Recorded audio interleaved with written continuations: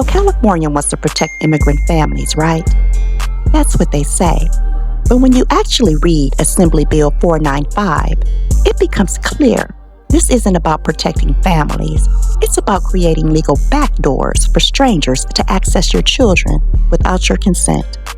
Welcome back to Kimara Reacts. Thank you to my subscribers. If you're new here, please help this channel grow by subscribing, like and share the video. Don't forget to hit the bell notification. Let's react.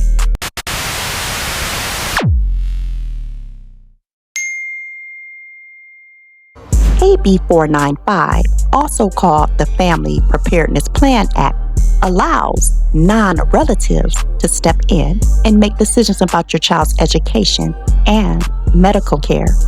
Not just grandparents or uncles, any adult the parent previously named as a trusted caregiver, and in some cases, the courts can approve someone without the parents present.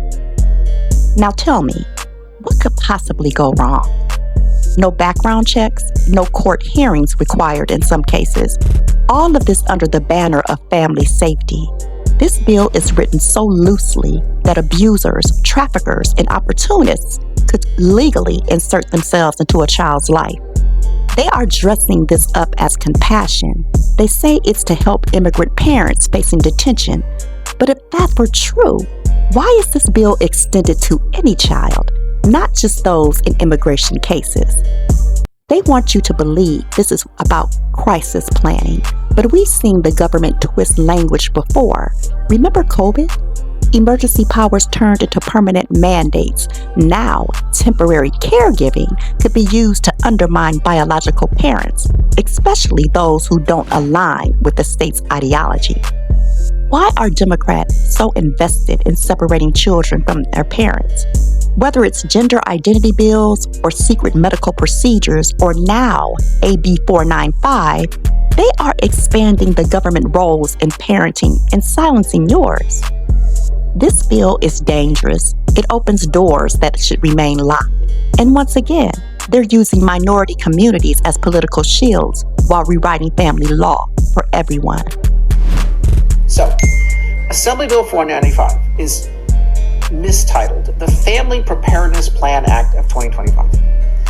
And it basically says that with all these undocumented people in the state, we need to make sure that if the parents are deported, that someone can authorize decisions, including medical care for their children, with or without consent. That's what the bill does. Now, mind you, they say it's for the undocumented, but the bill provisions do not just apply to undocumented people. So the first thing that is a red warning flag on this bill is that they say it's for undocumented, but it applies to any child, even a child of U.S. citizens. So that's a big red flag. It goes far beyond what the authors claim is the goal. The second thing is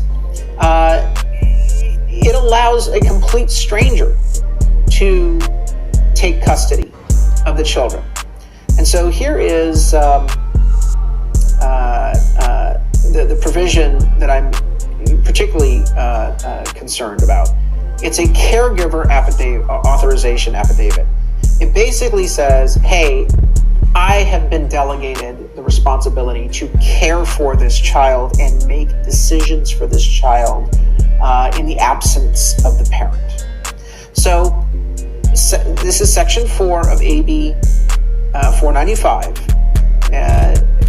Section 6550 of the Family Code of the State of California Government Code is amended to read, a caregiver's authorization affidavit that meets the requirements of this part authorizes a caregiver 18 age or older who completes items 1 through 4 inclusive and signs the affidavit to enroll a minor in school and consent to school-related medical care on behalf of the minor.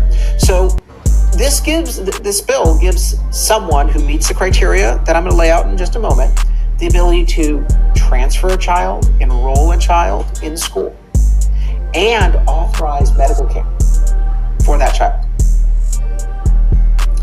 It says a caregiver who is a relative or non-relative extended family member same rights to authorize medical care and dental care for the minor under Section 2353 of the probate code.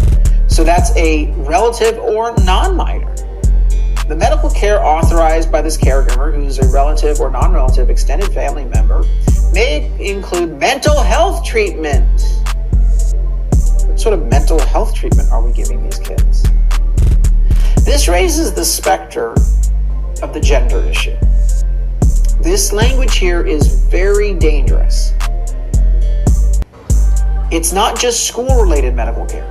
It is a full range of medical care. Go down here to who we are authorizing to play these roles. For purposes of this part, this section, the following terms shall have meanings. Person is any individual. Oh, wait, corporation, partnership, association, the state, city, county, zip code, city or county, or any public entity or governmental subdivision, or any other legal entity. Boy, that's a person is very broadly defined here. Non-relative, extended family member.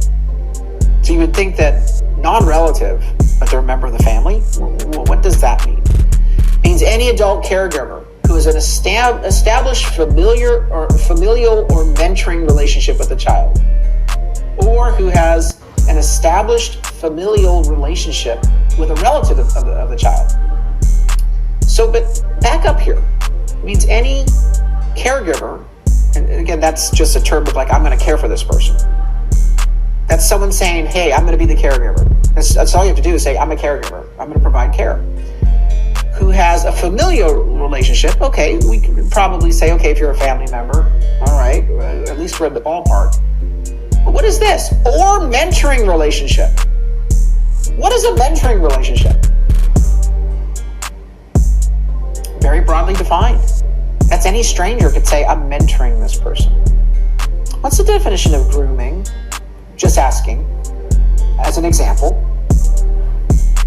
This is not a law that you should just say, oh, let's accept the author's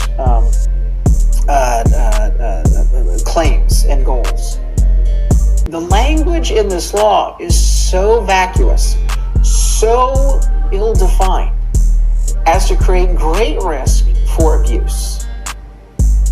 And that's why when the media says, oh, this isn't true, this is about the undocumented being deported, and then suddenly we have to go and find a way to care for these children.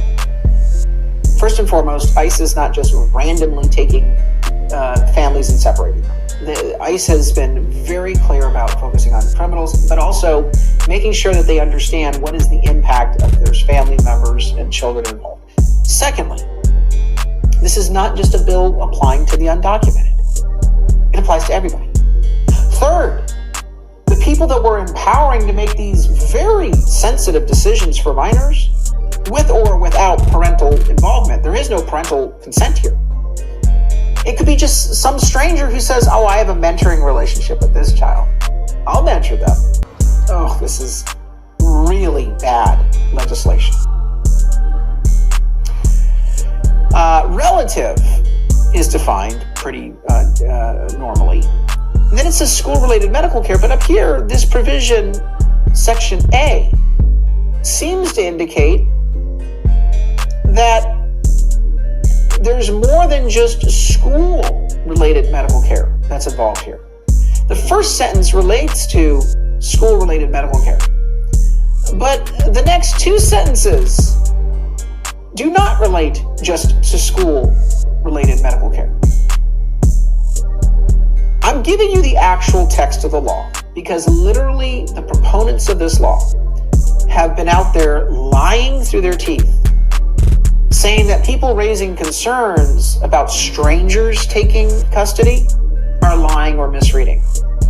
Anyone who has a mentoring relationship, who claims, by the way, it's a claim to have a mentoring relationship, can say, oh, I fall under this law. I can now sign this piece of paper to make these decisions.